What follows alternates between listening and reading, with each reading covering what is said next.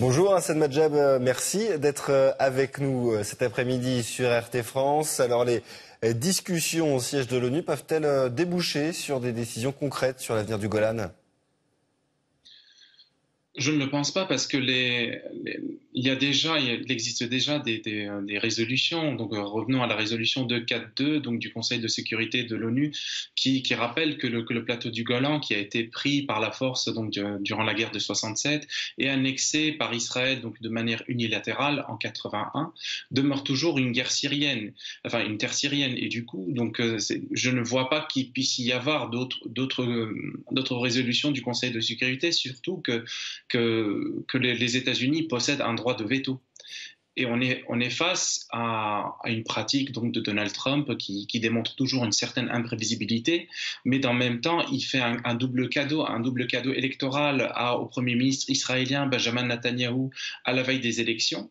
Et en même temps, il se fait entre guillemets un cadeau vis-à-vis donc des lobbies, notamment de l'AIPAC, sachant qu'on est à un an et demi donc des futures élections américaines. Et rappelons-nous que d'ici novembre prochain, le président américain partira donc dans le cadre de sa campagne électorale et qui veut donc forcément se faire réélire.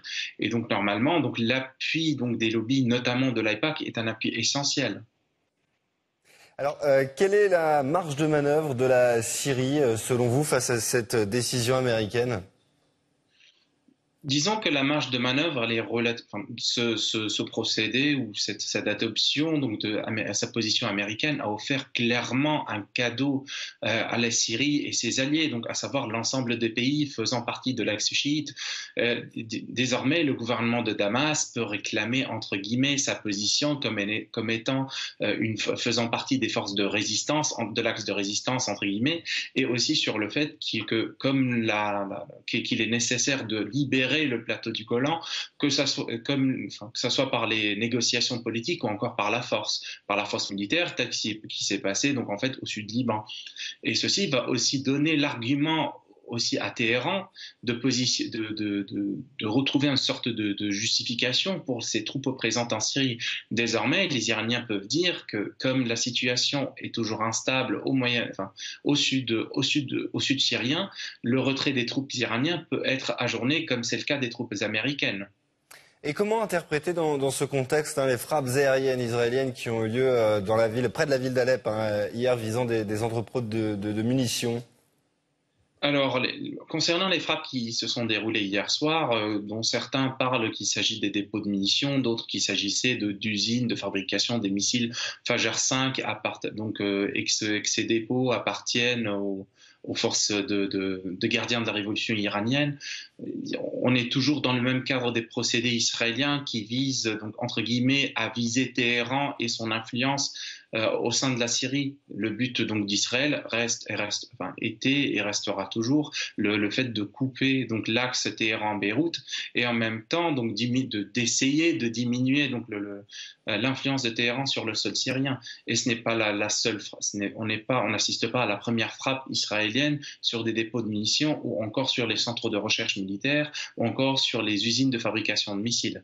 Et en reconnaissant la souveraineté d'Israël sur ce territoire syrien occupé depuis 1967, le président américain ouvre-t-il la porte, selon vous, à l'annexion par Israël d'autres territoires tels que la Cisjordanie ? Le risque serait pas la Cisjordanie, mais je partirais plus sur les fermes de chèvres au sud de Liban. Et les craintes sont en train cela justifie en quelque sorte les craintes par certains responsables libanais. En ce qui concerne la Cisjordanie, on est un peu loin de ce scénario dans le sens où Donald Trump compte très bien sur la nouvelle résolution de paix qu'il compte proposer donc dans le cadre de la communauté internationale. C'est la fameuse résolution Greenwald-Kouchner, que personne connaît le contenu, et je ne vois pas ce scénario. Merci beaucoup Hassane Madjab d'avoir répondu à nos questions cet après-midi sur RT France. Je rappelle que vous êtes fondateur de DES Consulting et spécialiste du Moyen-Orient. Merci beaucoup. Merci à vous.